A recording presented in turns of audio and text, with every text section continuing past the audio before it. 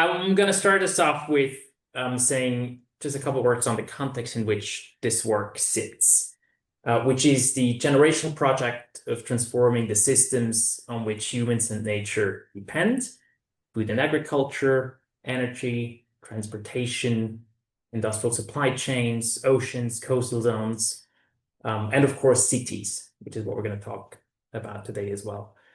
From our vantage point, such systems transformation is increasingly an issue of capital allocation, which then raises the question of how exactly do we need to go about funding systems change? And that's the question at the heart of what we do at the TransCap Initiative. Just very briefly, our mission is to build the field of systemic investing, a new investment logic for funding systems transformation. And I'll tell you a bit more about systemic investing in a second. But we pursue our mission in collaboration with a great many partners, and each piece of work we undertake falls in one of three categories: research and conceptual development, which is about defining and developing the ideas and methods at the heart of systemic investing; prototyping, which is about putting these ideas into practice in real-world settings; and network weaving, which is about the relational work that goes into field building, convening, education, storytelling, advocacy, and the like. So let's dive into the content of today's webinar. And I'm going to start us off slightly technical, but I promise it's going to get tangible very soon. Because before I can tell you what capital orchestration is all about, I want to tell you why we should care about it in the first place. And at the very beginning of this argument sit a set of observations about how change happens. So the beginning of this argument is the recognition that environmental and social issues are complex systemic challenges. And so if we want to address them, we need to transform the real economy systems in which they emerge. This kind of systems transformation is rarely the result of a single technology, a single company, a single policy, or a single social enterprise. It most often results from the combined effects of a great many things happening in a system. So if we want to trigger those shifts, we need a great many interventions, and these interventions tend to have different funding needs. Which means that funding systems transformation comes down to matching the right kind of capital with the right kind of intervention at the right moment in time. So that's the logical argument. Everything up to here is basically the story of this new investment logic we call systemic investing. So let's briefly double click on that. What is systemic investing? It's essentially a capital deployment approach, an approach designed for transforming real economy systems. And in our case, within a particular impact context, and that's for advancing low carbon, climate resilient, just and inclusive society. You can think of it as the next stage in the evolution of impact investing, development finance, philanthropy, and strategic public finance. Put all of these approaches into a meat grinder, season it a little bit with systems thinking, systems innovation, and mission-oriented policy, and what you get out is a sausage that we call systemic investing.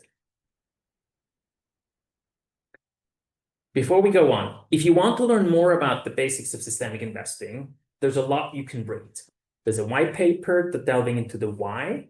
There's a definitional document talking about the hallmarks of systemic investing. And there are several case studies that we've published that give you a sense of what this work looks like in practice. But the thing you need to know for now is that if you take all of the ingredients that went into our meat grinder just now, they will tell you the imperatives for capital deployment if your intent is to transform system.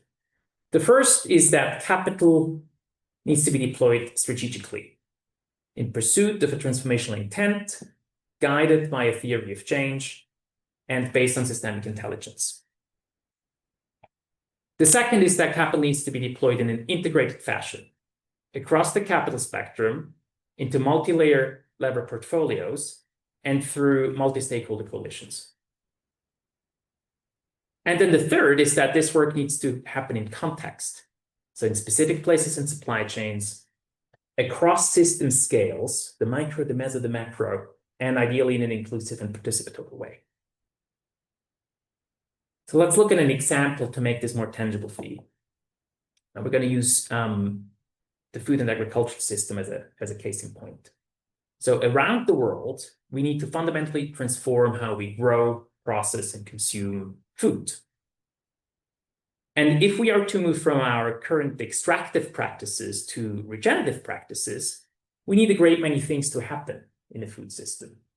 And you can see some of them listed here. So new farming technologies, new food products, more crop processing facilities, farm level de-risking mechanisms, et cetera, et cetera.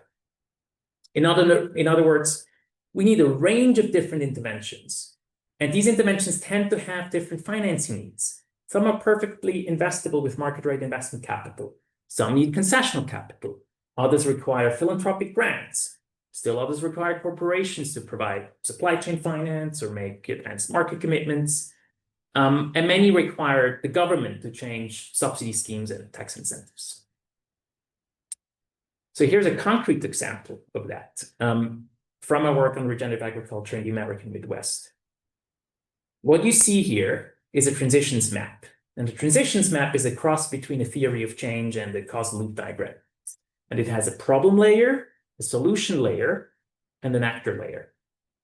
And the map helps us see the nodes of this system, the relationships, and it also lets us understand the actual system financing needs, the capital needs of this system for a particular transformational intent. And so with these insights, we can develop a theory of transformation. We can develop a capital allocation strategy that is capable of moving this system to a more regenerative future.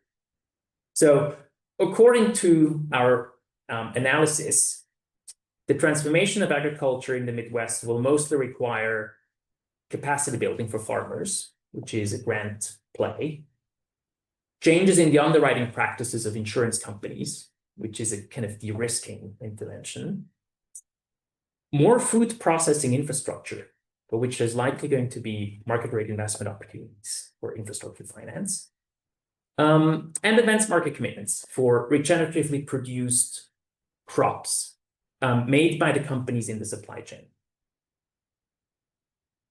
So what this makes clear is this principle that changing a system will be the result of the combined effects of many shifts happening concurrently and in strategic alignment.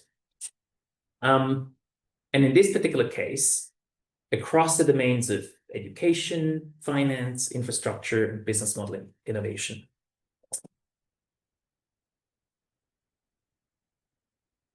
To enable these interventions, the interventions that lead to these shifts, we will need the broadest possible toolbox of financial mechanisms. And we need to work them in, we need for them to work in synergistic fashion.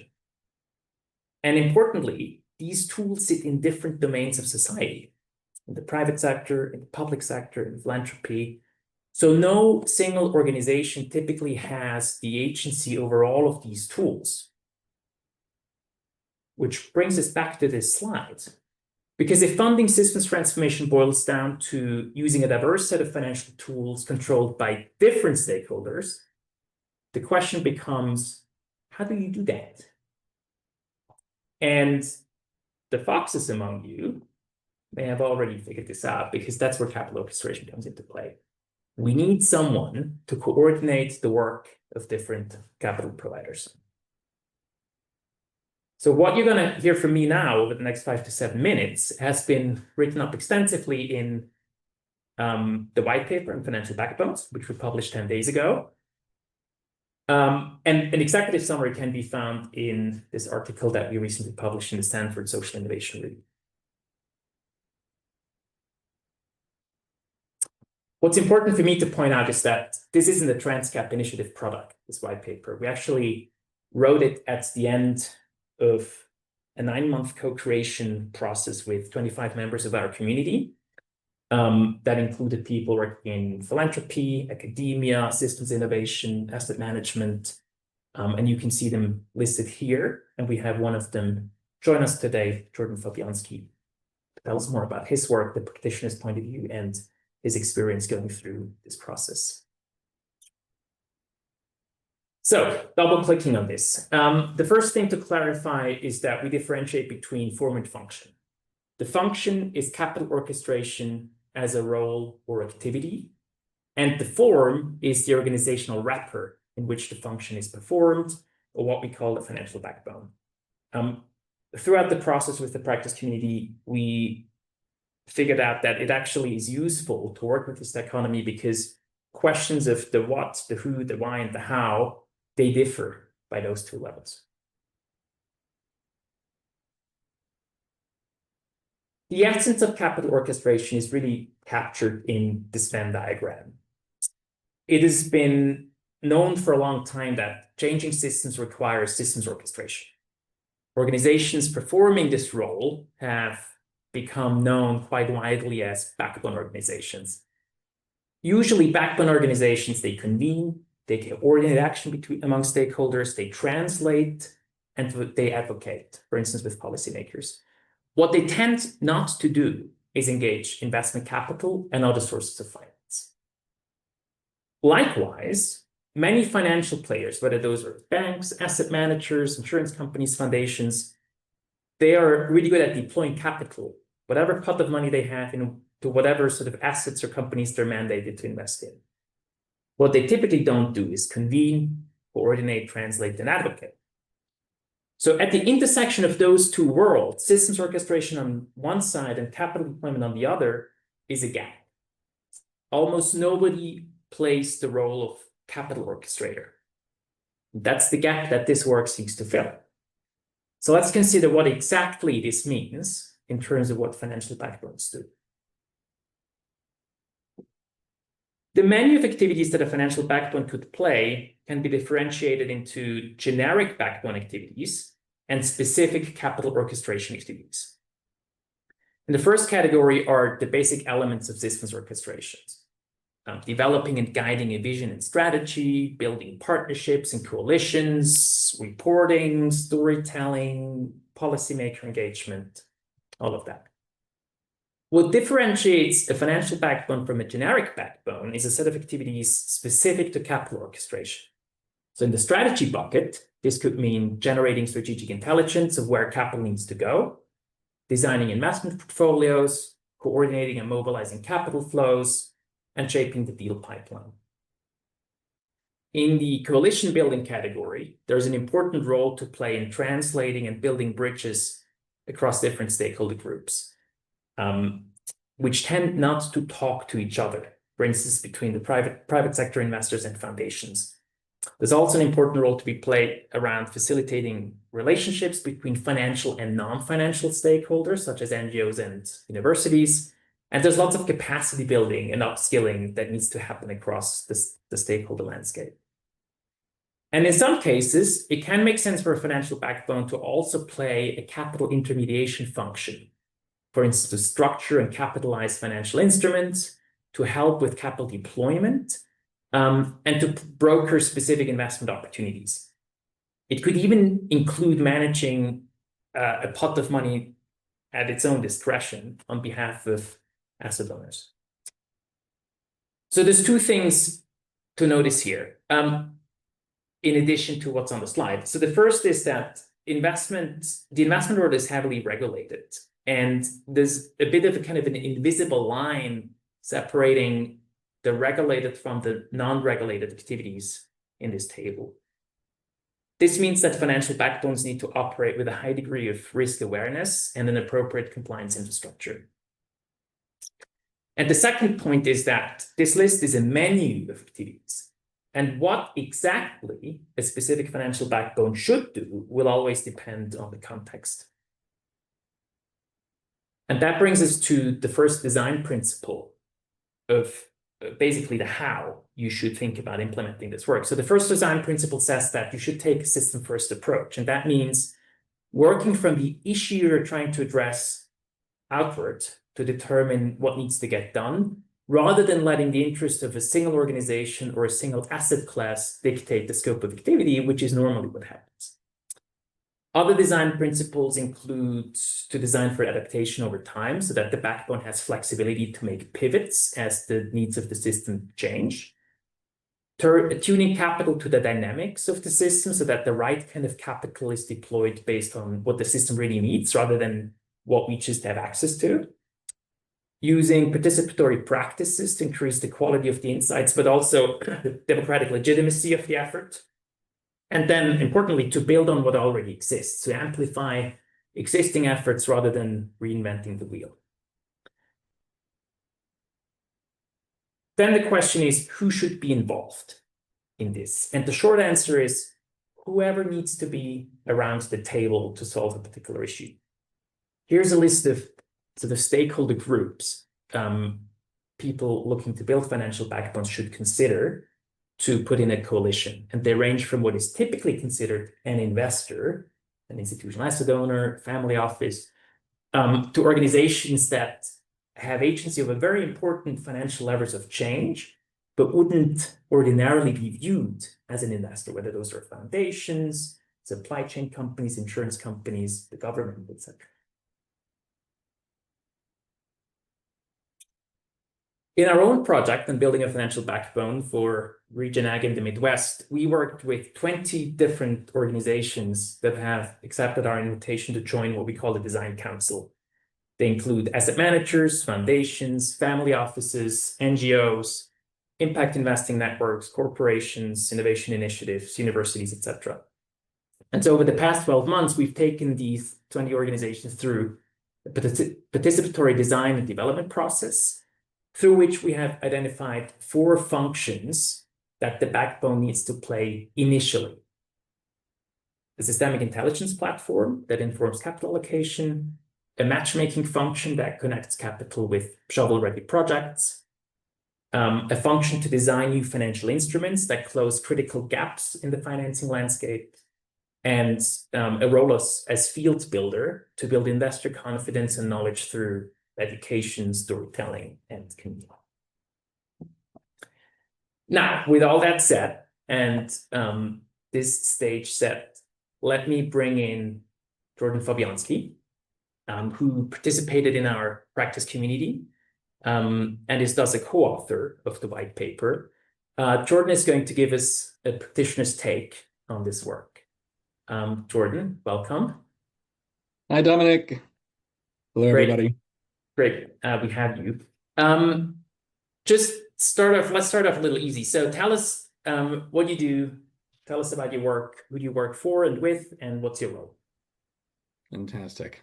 No, great to be here. And it was just a pleasure to be part of this process to date in the working group. So just to introduce myself a little bit. So I run a kind of incubator, and I'll say more about that.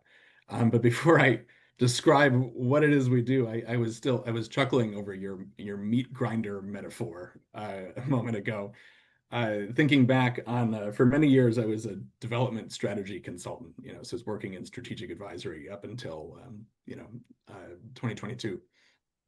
And I would describe, in hindsight, our development strategy work as putting client funding, scopes of work, consultations, and strategy into a meat grinder. And then what came out wasn't exactly sausage, and it was definitely not shelf stable. So we wondered, how can we actually drive collaboration to address some of the world's most pressing challenges when our funding partners are often working in silos, right? And we're complicit in that as in client service, often developing a strategy for one funding partner and then going to another funding partner and developing a similar strategy, but they're not working together and they're inviting competition across the very fields that ought to be working together. So a partner and I, back in 2020, began to co-conspire to spin off a nonprofit. So Integral, or Dalberg Catalyst, doing business now as Integral, is a public charity. And what we wanted to do was incubate coalitions. We wanted to incubate coalitions that invite funders to subscribe to collective strategies shared across a whole field of partners. And this was in response, of course, to the poly crisis, the just recognition that it's going to take a radical degree and scale of collaboration to move the needle, but also just in response to funder dynamics that we had been part of for many years, and a desire to work in ways that are not so siloed, not so shallow, and not so static. And so we've been at it since 2020. I spun off completely in 2022. And we've built some 20 different coalitions since 2020 on topics ranging from pandemic prevention to accelerating climate investing, among others, which I could say more about. But that gives a gist. We're a coalition builder. Wonderful. Thank you, Jordan. So where in your work has the relevance of capital orchestration become really salient for you?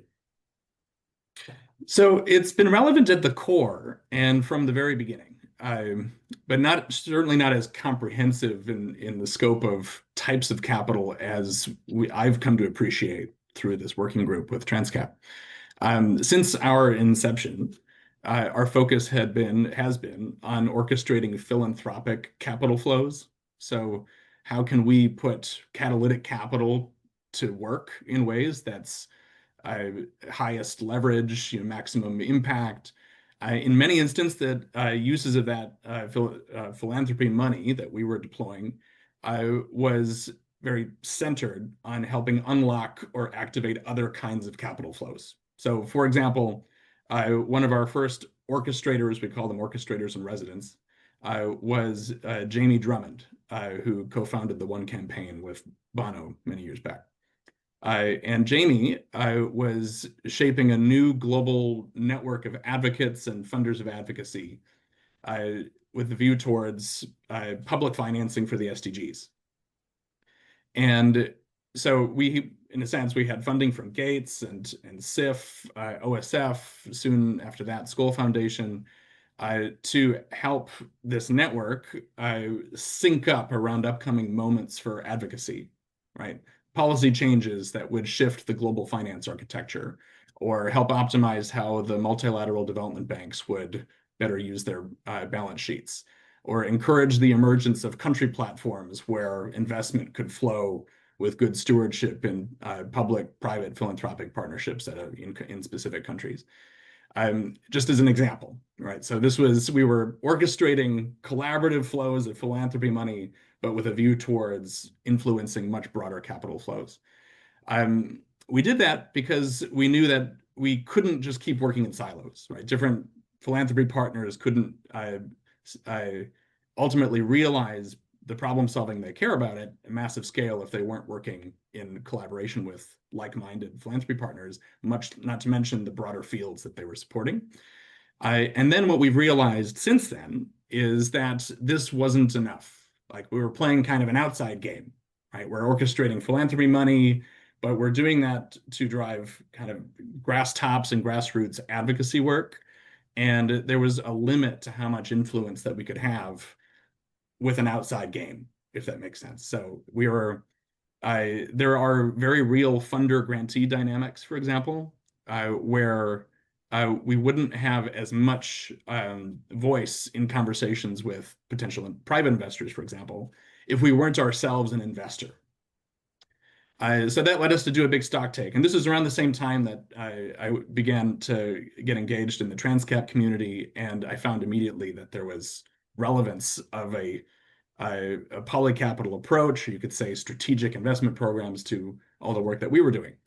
And so I can share my screen here. On the airplane back from New York last week, I did a little like benefit of 2020 hindsight. Like, what if, 6 months ago, what were we thinking when we looked at our portfolio and saw the gaps based on what was emerging from the working group? So you'll appreciate this. I need to send a request to share my screen, and then I should be able to do that now, right? Okay, perfect. As that's coming up. Are you able to see that screen now? Yes. Yeah. Yes, fantastic. So this is a snapshot of our portfolio. So forgive the small font. There's only one slide here. So here are 7 of the coalitions that we're stewarding in our portfolio. And this is a snapshot as of roughly 6 months ago. So we were asking ourselves, what capital orchestration functions are we currently performing? What activities are we undertaking in each of our coalitions? Dark green means it's going well. We get a sense that from positive feedback from the coalition, things are there. Light green means we're starting to do it. There's more we could do. Yellow means we're not doing it, but not necessarily urgent that we do. And red means there's a real gap. Like something is a problem.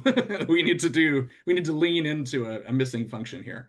The categories track closely with the four you just named on your slide a moment ago, Dominic, around intelligence, around field building, matchmaking, including resource mobilization, and then actual intermediation of capital or anchor funding, giving and investing. And what we realized was that there were very real gaps in the investing function.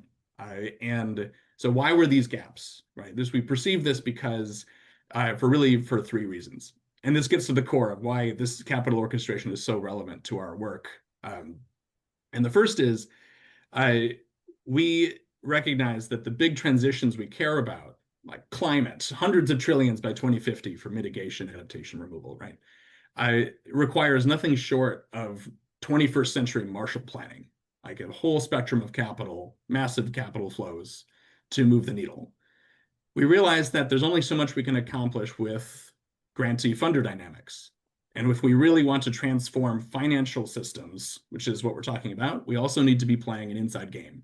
And that means funder to funder dynamics and being able to create the facts, right? Actually have a track record of investment performance and demonstration effects with that track record to draw co-investors into the portfolios that we were stewarding. But then we also realized that the orchestrators that we were hosting in our portfolio need a better funding model. And I'll dwell on this point for a moment because it's such an opportunity for, you could say, system orchestration work to include capital orchestration more specifically from a funding perspective. So many of the coalitions that we've built, but also successful coalitions we see out in the world, despite their success, are still operating on extremely fragile ground. An annual cycle of fundraising, like raising philanthropic money, grant money that is often projectized with strings attached and short-term. An annual cycle of fundraising that then ends in a cliff lest we raise more grant money. And now we're seeing the very real problems with that this year with the falling away of USAID and all kinds of other disruptions in how nonprofits are funded as a sector. And so it begs this question, what would be a more durable financial engine, right? Our ambitions collectively are exponential change, but our funding models have been linear, at best linear, right? Like often, ridden with cliffs or cycles and so on. So it's not even linear, right? So how could we imagine expecting to fund, or scale the kind of orchestration work that's needed for really exponential change? And I think the answer is that investing function.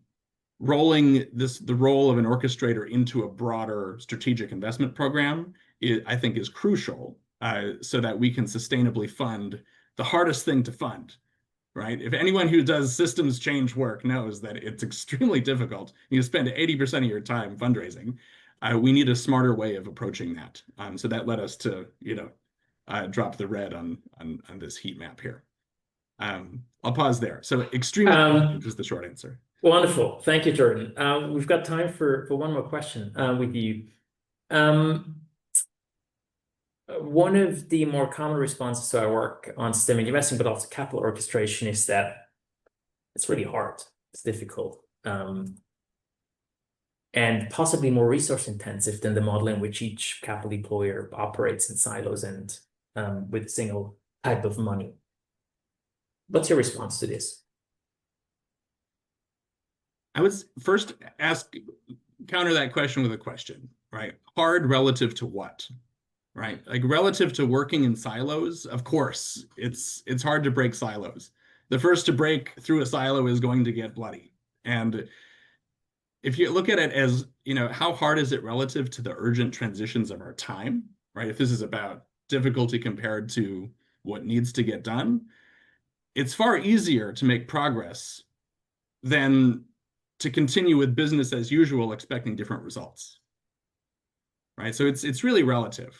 Like if working in silos isn't working, right, then actually that's what's hard, from a performance perspective. But it's also hard because it feels different. Hard because a common leadership blind spot is to, you could say, sacrifice influence for the sake of direct control, right? When we work in collaboration, we can achieve much more, right? And put it this way, like it's hard when we think that it's overly complicated. And actually, let's just boil this down for a moment. Like, what are we really talking about? Imagine, profound idea, a world in which investees and grantees actually work together with a shared strategy, right? And like that doesn't sound so hard, and yet it's so deeply profound, right? I was speaking with an endowment manager a few months back, and I said, hey, I noticed that one of your investees is a major financial inclusion initiative, and on the giving side of your foundation, you're also giving for financial inclusion. Have you ever considered that that same initiative could benefit from collaboration on the giving side? And the endowment manager looked at me like, can we even do that? Like, is that an option? Like which is profound, right? When you think that actually there is this untapped expertise. And so it's hard in a sense, if you just use an endowment foundation as an example, we're hacking culture, right? Like there's an investing culture, there's a giving culture, and there's this strange kind of divide.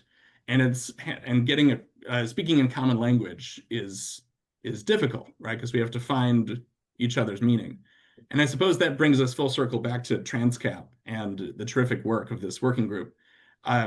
So huge credit to the TransCap team over this many months for, you could say, hacking that culture and finding, as you put it, through conceptual development, I would call it, you're parsing, translating, and pressure testing language. And that is the profound stuff of mindset change, right? When you can find nouns and verbs that work across otherwise disparate communities, it's profoundly valuable. And from my perspective, we've benefited enormously from the clarity of thinking coming out of the discussions that you convened. So Wonderful. A huge thanks to you.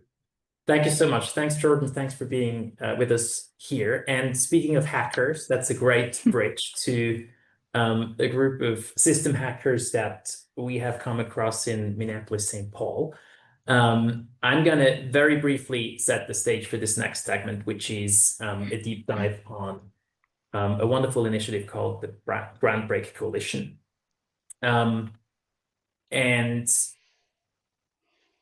I'm just going to move this on here. So what you're going to hear next is in large parts written up in a case study that we published a couple of months ago, which you can find on our website. So there's 50 pages of wonderful content for you to digest anything on the GroundBreak Coalition. But in a nutshell, the GroundBreak Coalition is a collaboration of more than 40 organizations committed to closing racial wealth gaps in the metropolitan region of Minneapolis-St. Paul, that's in Minnesota, United States. The core of the theory of change is this recognition that racial wealth gaps persist in large parts because of unequal access to wealth generation opportunities, most notably homeownership, entrepreneurship, and commercial real estate.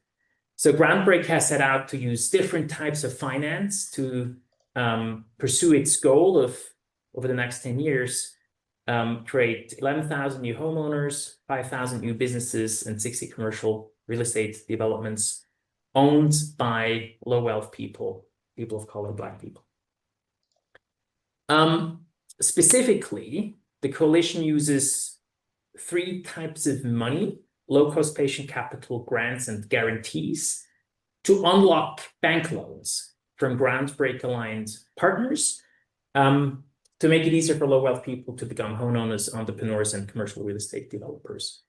The coalition also works with stakeholders in the system to reduce misconceptions and biases, particularly around things like creditworthiness, and to streamline the processes so that it gets much easier, kind of from a user experience perspective, to access these financial products. The reason for why GroundBreak is such an kind of fabulous example of a financial backbone is because not only does it tick all of the boxes of the strategic imperatives for capital employment and systemic investment logic, but it also ticks all of the boxes of the high-level design principles for backbones. Systems-first approach, designed for flexibility, with capital attuned to what the system needs, highly participatory, and really building on what already exists, amplifying what it's already doing. So for more on how GroundBreak works, what's easy, what's difficult, how it came about in the first place, I'm going to hand it over to my colleague Hannah, who will lead a fireside chat with GroundBreak's new CEO, Adair Mosley. Thanks, Dominic. It's actually me leading the fireside chat, so thank you. Even better. Thank you so much, Dominic and Jordan. And Adair, it's great to have you with us. For those of you who missed the beginning of the call, and apologies again for the tech situation, we will be sharing the slides and a recording with you so you can catch up. But for those of you who missed it, Adair is actually fresh into his position as CEO of GroundBreak, but he was part of the coalition since its foundation. So he's been a part of it for some time. So we're delighted that you can join us, Adair, in this super busy time of your new role. Let's start from the beginning, perhaps. As we know, GroundBreak arose out of an event that shocked the world, didn't it? George Floyd's murder at the hands of a white police officer. That was in 2020. But the individual members and the work that they were doing existed before that. So can you tell us how they came together, how you and they came together as the coalition that we see today, and how you kind of came upon and coalesced around this theory of change? Yeah, good morning, everyone, and I'm great to be with you. And I echo the words of Jordan. Thank you, TransCap, for providing the platform and visibility to the work to be able to create this, which is transformative change across our globe. GroundBreak did begin in 2020, really out of one of our city's most painful moments, right? It was the murder of George Floyd, which was, we were the center of global reckoning with around related to racial justice. And it was leaders from the McKnight Foundation and Bush Foundations and others across our community that wanted to ensure that we crystallize this into something that would be transformative for our region and, more frankly, for the broader ecosystem.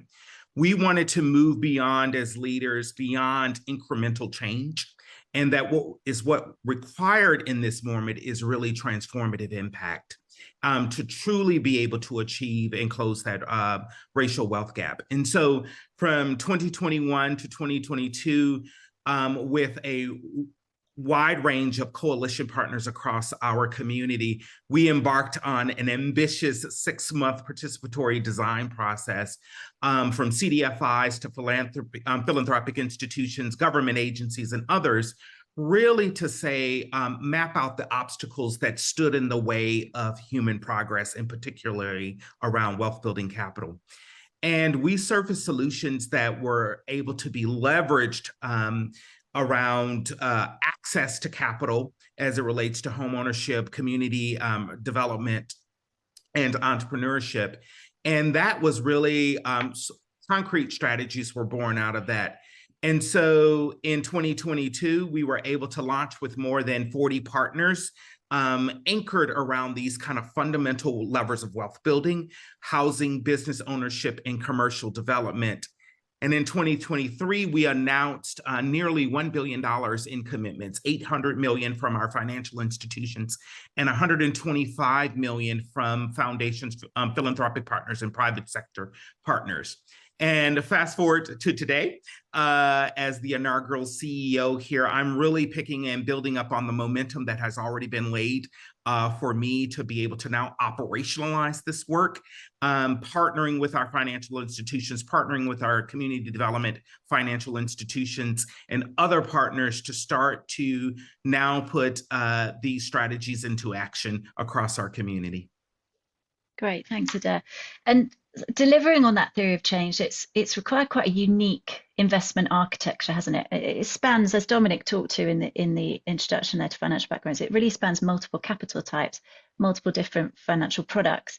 Can you talk us through that architecture? And I think what's really interesting as well is it's meant that the partners have had to think about and provide capital in sometimes completely new ways, isn't it? Or creating new policies and risk assessments. Could you talk us through how that all fits together? Absolutely. It's truly a revolutionary kind of investment architecture. And the theme that perhaps is constant as part of this is an unlearning and a relearning that needs to happen across the entire ecosystem. And so in order to be able to deliver on this theory of change, it's required us to do something radically new and different. And that is this integrated capital architecture that helps us blend multiple capital types and financial products that allow this to work in concert. And so in order to help low wealth households maintain or access mainstream financial products, we needed to ensure that we have the low patient capital, grants, guarantees in order to be able to unlock these loans from financial institutions. This integrated capital approach serves two critical purposes. First, it's to really help where households don't have the significant intergenerational wealth. And so that's largely in Black households throughout our regions. One of the things that we've long known of the deep and pervasive inequities that have existed within our community, but George Floyd murder really, I think, allowed us to interrogate that further. Where does access live within our community? Who has it and who does not? And so we've been able to supplement existing savings for down payments for homes and others by using this integrated capital approach. And then the other thing it has allowed us to do is really to de-risk the loans in home ownership, business ownership, and commercial development. And recognizing that a lot of that de-risking is getting over the perception of who's risky and who's not. And that everything we're working within the confinements of it has been manufactured. Someone's created it and put the filters on actually who deserves access to capital based on a set of really subjective criteria. And so over 10 years, we've been building over the next 10 years, actually, we will be building the portfolio of positive loan performance data that will actually help to undo that learning and fundamentally change how we practice over the arc. What's really powerful here is our partners, as you've mentioned early on, are stretching their own capacity. And what does it mean to work as a coalition? To be able to do this work? What does it mean to be able to share the learnings across the entire continuum? And now we're starting to put that capital to work into something bigger. This isn't an important element of this is not just about raising a large parts of money. I think we can use the power of narrative. We can use this moment to certainly raise a lot of this, what is concessionary capital.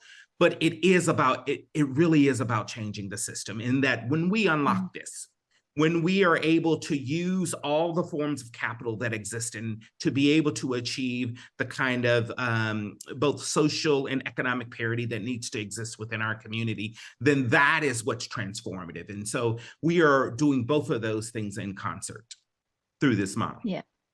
And we've talked a lot about, the various different partners involved. In fact, in GroundBreak, there are over 40, which is a huge number, isn't it?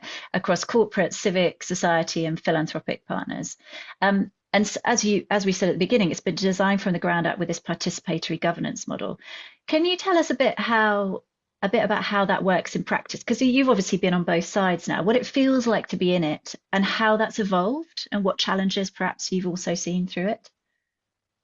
Yeah, I believe Dominic really punctuated this in the opening of that it will require more than just one institution, right? It order to achieve the kind of systemic and transformative impact that we're describing as an ecosystem, that no single actor or foundation or function of our ecosystem can achieve it alone. And so this will require us to, in the African proverb, I think we'll have to do both go together and go fast in this moment. And so we've built this as a coalition that, as you've mentioned, the 40 partners from philanthropy, community leaders from banks to insurance companies and local businesses, everyone has a role. And that was really important as we were thinking about the long-term structure of this. How do we not create hierarchy? How do we not put one single figurehead at the top of this? It's really about decentralizing and ensuring that everyone understands their role in this entire ecosystem.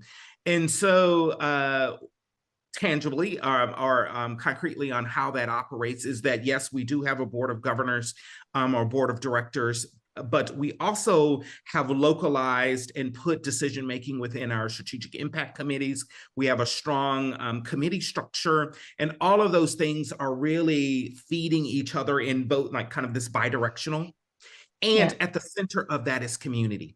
And community, us constantly having proximity and listening to community to ensure that we're feeding their voices, their learnings, their understanding, their context back into this overall ecosystem. And so we're finding new ways of working with each other, and that payoff is very tangible. In just a couple of years, as I've mentioned, we've been able to coalesce and galvanize our partners around this big commitment of dollars and resources, but we're also seeing people being able to buy homes, grow the businesses early on, even in these first few months of operationalizing this. And so this governance, this kind of participatory governance in action is a living and breathing model of how we need to continue to move forward. Yeah, it's fascinating. And I think it comes through very strongly in case study as well, the importance of trust and how often, because I mean, you've talked about radical collaboration and you're asking all these partners to come into this and think differently, right? Come in with a different mindset and be open to the evolving needs of the system. So that trust is critical, isn't it? So how have you what have you learned about building trust with such a big, diverse group? Yeah. One of the important thing about trust is that trust is about a consistent set of experiences over time. And one of the things around trust is that our community, and I'll center our community as part of this narrative, that they need to understand the individuals that sit behind this and the institutions, and that their interface with them is consistent. And that we are impeccable with both our words and our actions as an institution. And that will be important to me as a leader as I move this forward. The other piece of this is that you have to go in with the systems mindset from day one. And that if you're approaching this through incremental kind of fixes, then you'll ultimately get incremental kind of outputs as part of that. Yeah. And so this requires the long-term change and the ability to kind of keep learning and adapting as conditions shift. You have to build in agility. And I know that is something that you all have called as a key component or competency, that it's really a lot of these, the elements of what you all are describing can live within institutions, but what will make this enduring is, are we agile? Are we constantly pivoting as we learn new things in order to continue to shape this work overall? The other critical lesson in this is communication, and I can't emphasize this enough. And when you think you've done enough communication, you have not. So how do you ensure that you have both the resources and the right tools in communicating? Jordan alluded this, both the noun and the verb, and that finding common language across our community to make this very digestible, and that all facets of our community are able to metabolize this as part of their understanding. And so we have a big and hopeful vision of how we're transforming how capital flows, but that is going to require a consistent communication. It's important to know that I think the whole framing of this is that it's movement work, right? And movement work requires consistent messaging. It requires galvanization. It requires solidarity. It requires us consistently coming back to this ethos that we've professed as institutions and individuals within our community. And relationships are our currency. And so we have to ensure that we're putting the time and effort into the relationship building with our community, with our institutions. And that's the contract that's ultimately required. And so my advice or lessons as we think about this is to start with a clear and bold vision, be honest around what it takes, not only as individuals, but also as institutions. Thanks, Adair. As someone who works in communications, I could not agree with you more. So thank you. Let's just quickly go back to Dominic. Dominic, you were obviously one of the authors of our TCI case study about the GroundBreak Coalition. What did you learn from the deep dive into their work, particularly what we can learn from them as a financial backbone?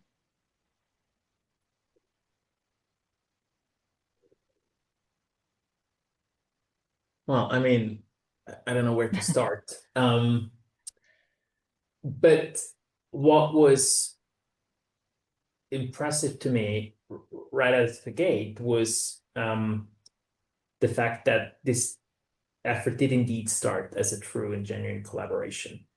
It might have been instigated by a few leaders of organizations, but it very quickly became a participatory, inclusive process that didn't actually privilege capital, but gave different parts of the community a voice, and then co-created something as a result of the process.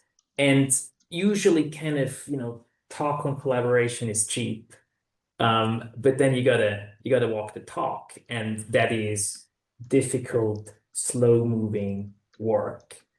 And then the other thing that I found really impressive was this idea that this isn't just philanthropy de-risking investments of the private sector, right? This is a multi-stakeholder coalition that places a responsibility to contribute upon everybody who's part of it, right? That includes the banks, and particularly their assessment models for how they assess potential borrowers. And it places an onus on them to review their processes, review the biases that might be present, the difference between perceived riskiness and actual riskiness, and also review just how hard it might be for citizens to access some of these products, right? So it's, what in part makes this more than just a blended finance play is that there are all of these other nodes within the system that need to be tweaked for this particular transformational vision to become a reality. It isn't just de-risking the private sector with philanthropy. Yeah. Thanks, Dominic. We need to move on to questions from the audience in just a minute, but Adair, while we have you today and you're just so fresh and post, we'd love to hear how's it feeling being the boss now, and what does the future look like for you in the GroundBreak Coalition? Absolutely.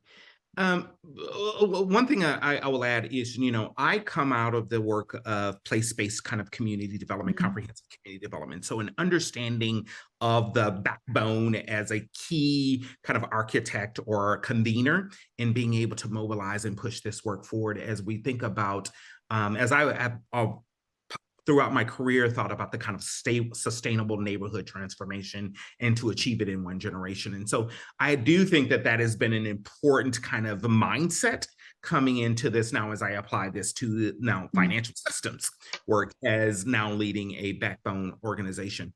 But as I think about the future, there's a couple of things that one is velocity, and making sure that we are achieving kind of both speed and scale, but it's also targeted. And what, you know, I love the work of TransCap because in this case study, or our case study that you're lifting up, because it is about these prescriptive interventions and being able to surgically, if you will, achieve the right kind of targeted interventions that are going to allow us to achieve this thing that I think we all deeply desire as it relates to transformative impact. And so my role and my goal here as we look into the future is to keep the coalition together, right? How do you keep the wide range of institutions and partners at the table around this specific idea? We have a deep culture within our community that is one of civic leadership and civic mindedness. So I do think that that exists kind of, and permeates throughout our community.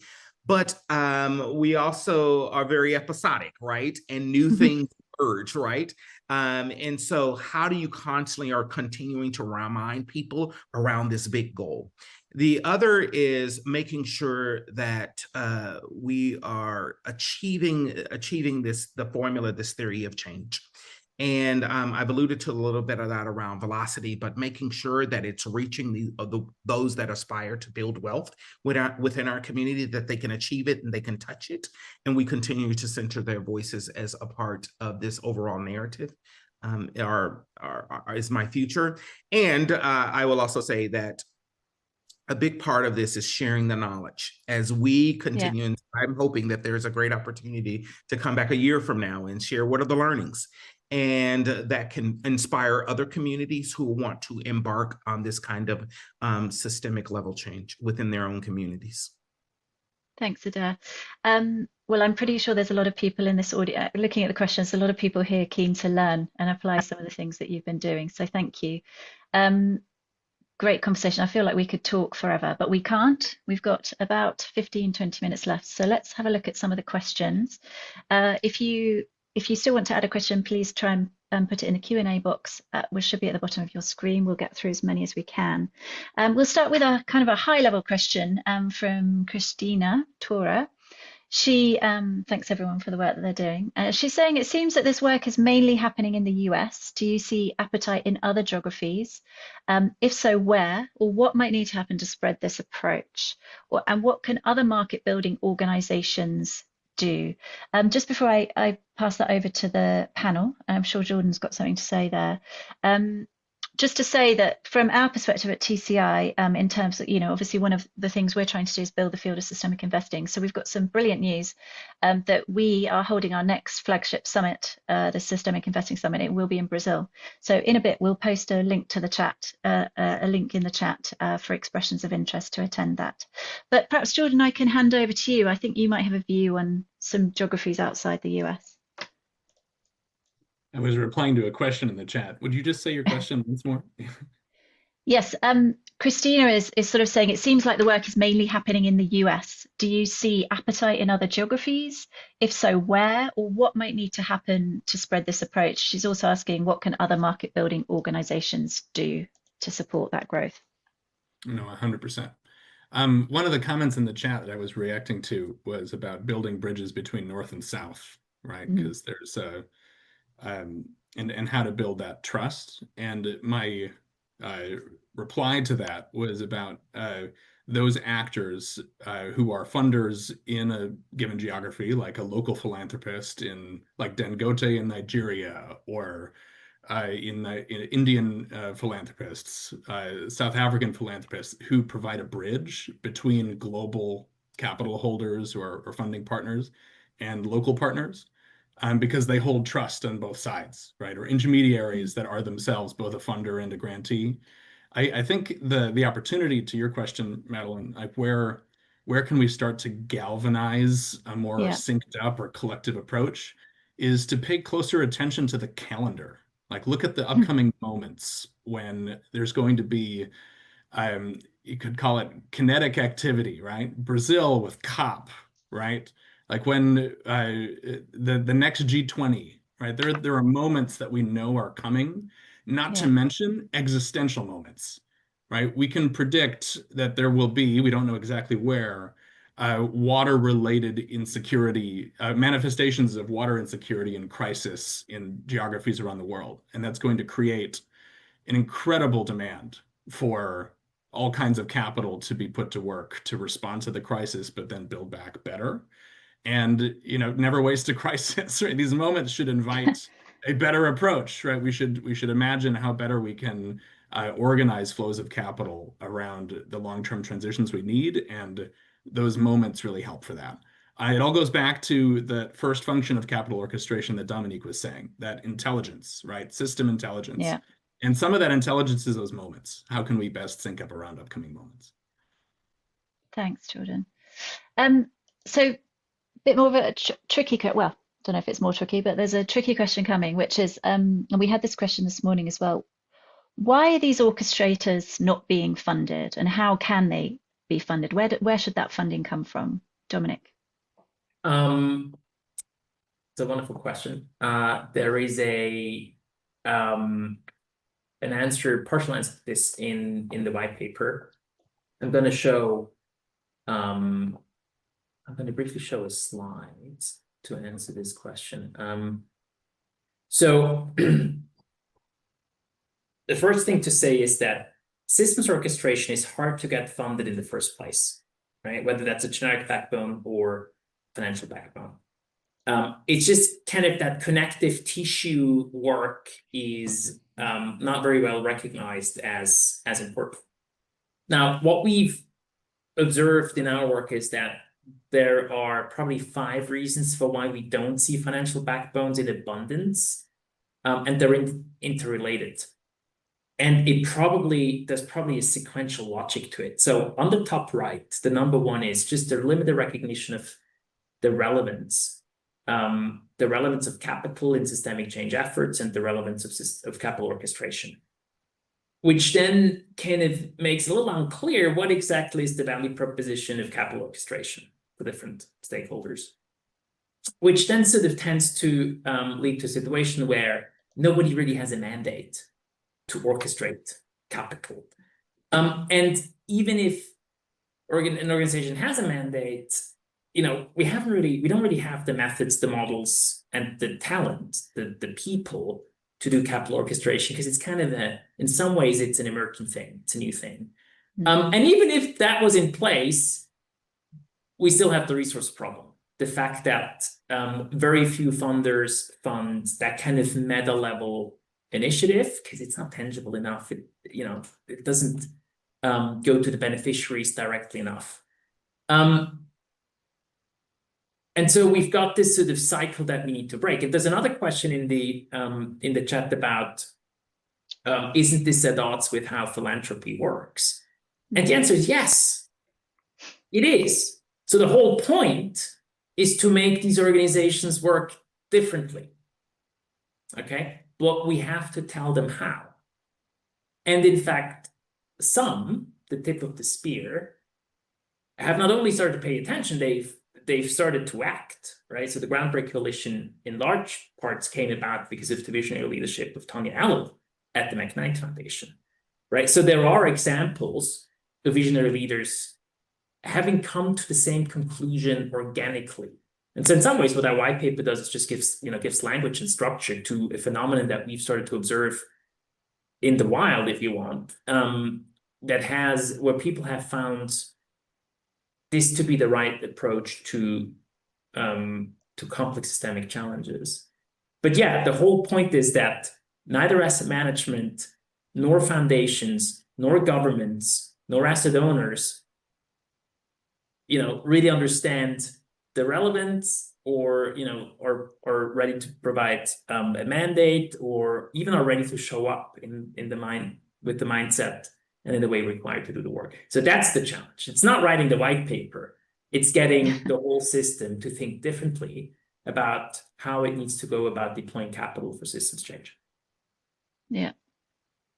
Adair, a couple of questions to you, for you, specific to GroundBreak. Is one of the strategic goals of GroundBreak to eventually own the capital, as it were, i.e. keep the money circulating in the system to not need external, perhaps discretionary and therefore risky capital? Oh, I think you're on mute. I'm just looking. Can you repeat the question? I just wanted to find it Yes. here. Yes. Thank So is one of the strategic goals of GroundBreak to eventually own the capital, i.e. keep the money circulating in the system so as to not need external, perhaps discretionary and therefore risky capital? Yeah. So that is one of the objectives of this, is that this will continue to kind of self-fund itself. The model is built on the repayment of the capital back in to continue to fund the level of innovation that we've described. We do know that, however, in these first 5 years, we need a constant flow of capital to be able to achieve the kind of transformative goals that we've set out.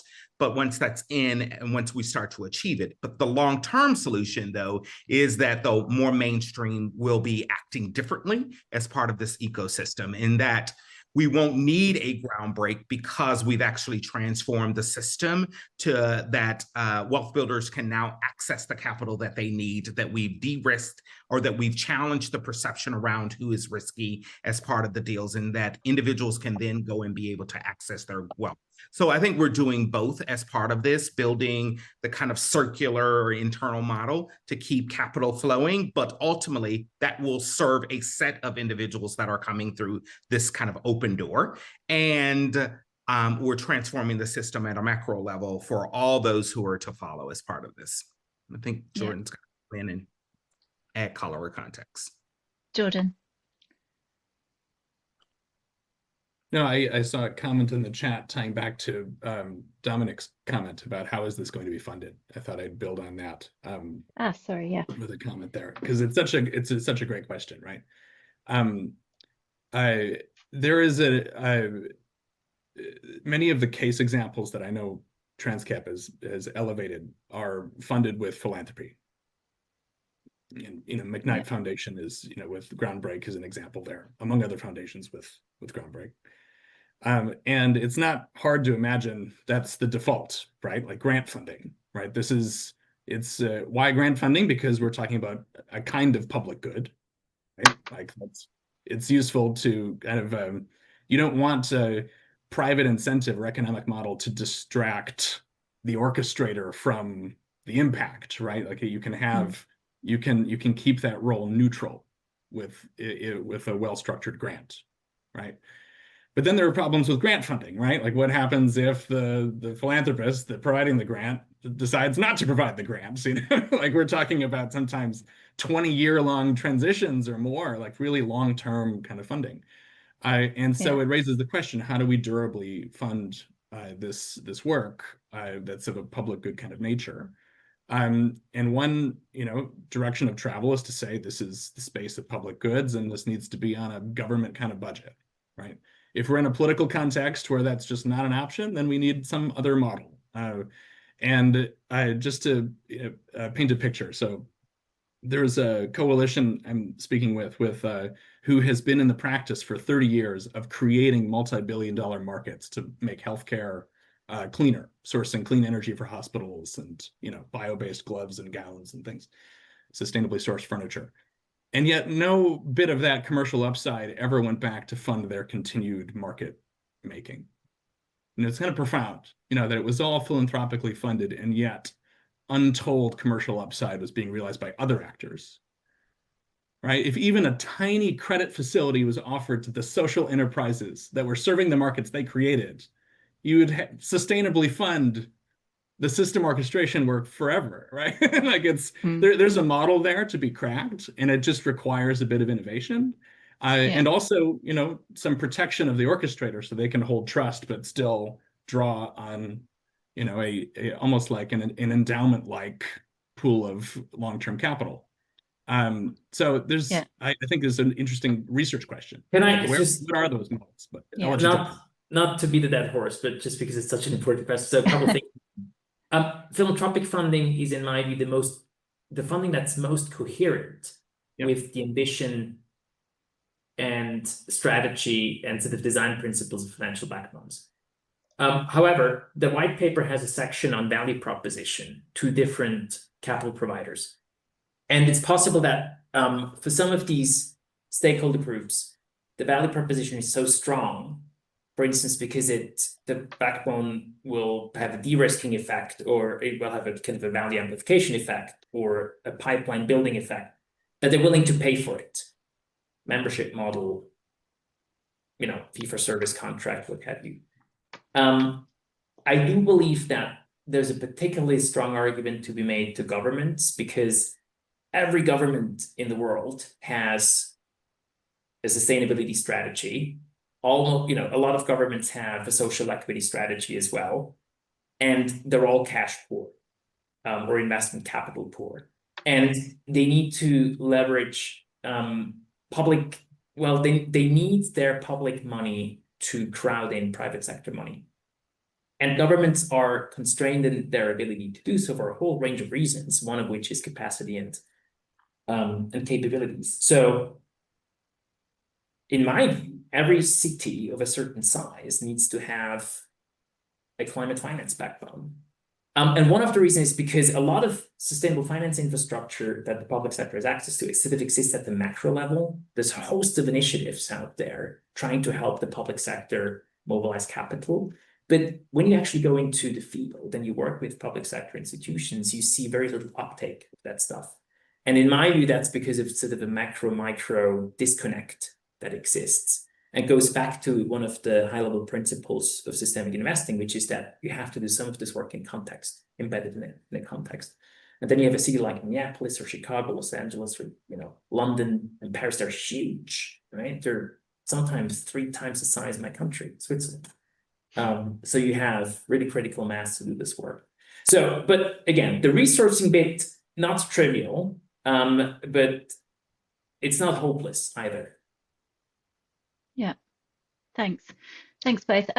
We've got a question here from Sean, who's saying he really likes the framing, but he's asking, excuse me, is there a risk that we might undermine the need to create funds that themselves take a systems or federated approach to fund management that would complement strengthening of financial backbones? Is that a risk? Are we undermining it? I mean, the point would be not to, right? The point is to build on what already exists. And maybe those funds would benefit from a connective tissue, or will benefit from other types of capital coming in, particularly the non sort of private sector investment fund capital. Surely, if something exists and there's momentum and energy and capital's actually flowing, there are very strong arguments to build around that rather than underneath it. Yeah. We're coming to the end. There's a fascinating question here, though, that John has put in the chat. A bit more of a philosophical question. Could the panel address how capital is just one representation of power? To Adair's comment that relationships are our currency, what about the potentials of regenerative finance and initiatives like grassroots economics to help communities build capacity with alternative currencies, and/or the realization that we all have plenty of agency, even in the absence of money? So a thoughtful question as we come to a close. Who wants to tackle that one first? Adair, are you ready? I can be ready. Yeah, I think that is an important note, that capital is just kind of one representation of power. Yeah. And it's not often not even the most important one. And so financial capital alone doesn't build wealth in communities. I think you need the kind of social capital, the human capital, cultural pieces of this that ultimately, and I think we're working with all forms of those capital and recognizing, especially in communities of color, we've always known that it's about that social and human and cultural pieces of elements. And the financial capital we're mobilizing just amplifies what is already there.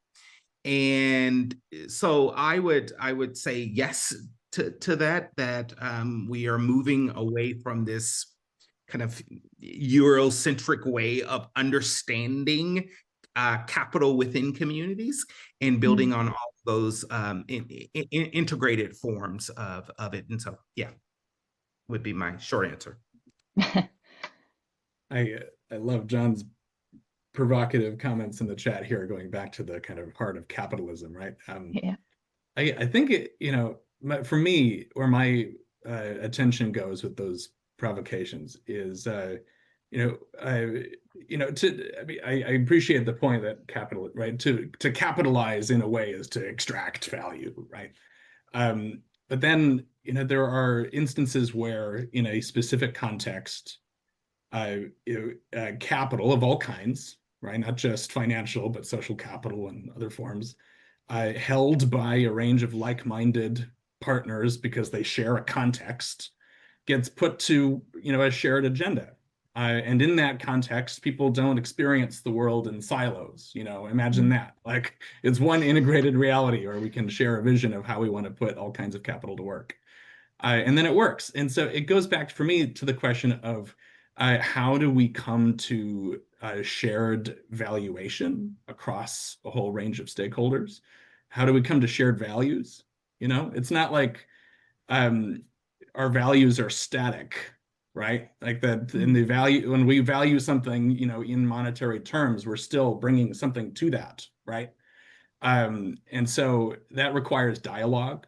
I think it begs for conversation about what's important, what's the situation, what's our intention, and how do we develop together the agency we need to do something about that situation. But so yeah, I'll just say thank you, John, for bringing that into this space. Thanks, Jordan.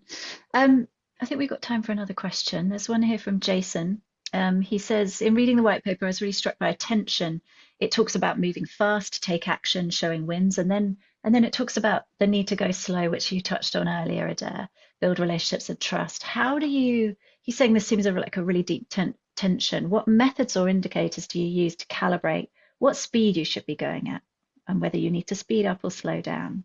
How do you practically manage that?